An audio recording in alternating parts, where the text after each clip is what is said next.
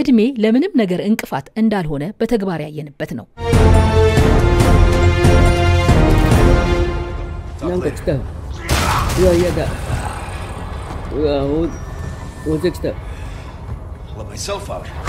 በዓለም ላይ ካሉ አንጋፋ የቪዲዮ ጌም ተጫዋቾች ጌሚንግ ዩቲዩበርስ መካከል ቀዳሚ በመሆን በጊነስ ቡክ ኦፍ ወርልድ ሪከርድስ ተመዝግበዋል። እንደተለመደው ዓለምን ያነጋገሩ ልብ የሚነኩና አስገራሚ ዜናዎችን ይዘንላችሁ ቀርበናል። አብራችሁን ቆዩ።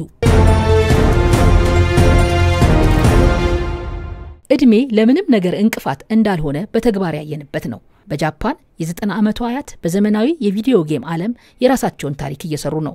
ሃማ ኮሞሪ የተባሉ የ90 ዓመት ጃፓናዊት አያት በዓለም ላይ ካሉ አንጋፋ የቪዲዮ ጌም ተጫዋቾች ጌሚንግ ዩቲዩበርስ መካከል ቀዳሚ በመሆን በጊነስ ቡክ ኦፍ ወርልድ ሪከርድስ ተመዝግበዋል።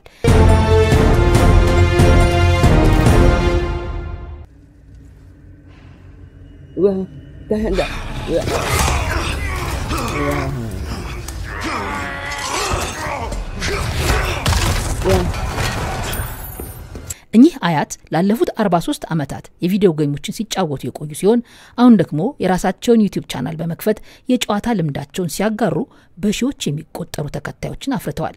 በየቀኑ ለበርካታ ሰዓታት ቪዲዮ ጌሞችን ሲጫወቱ የሚታዩት አያት አማኮ ጣቶቻቸውንም ጭምር ለጨዋታ በሚገባ ያፍታታሉ። ቪዲዮ ጌም ሲጫወት ነፍሴ ታርፋለች፣ ምንም አይነት ጭንቀት አይሰማኝም የሚሉት አያት በተለይ ፈጣን እንቅስቃሴ በሚጠይቁ አክሽን ጌሞች ይደሰታሉ። የእድሜ ገደብ ሳይበግራቸው አዳዲስ ጌሞችን የመማርና የማሸነፍ ጉጉታቸው በዓለም ዙሪያ ለወጣቶችም ሳይቀር አራያ ሆነዋል። በርግጥም አያት ሃማ ኮሞሪ በ90 ዓመታቸው የፈጠሩት ይህ ስኬት የሰው ልጅ ምንም አይነት እንቅፋት እንደሌለበትና አዲስ ነገር መማርና መደሰት በየትኛውም የህይወት ምዕራፍ ላይ እንደማይቆም በተግባር አስመስክረዋል። ይህ ታሪክ ሁላችንን ያነቃቃል፣ ተስፋም ይሰጣል።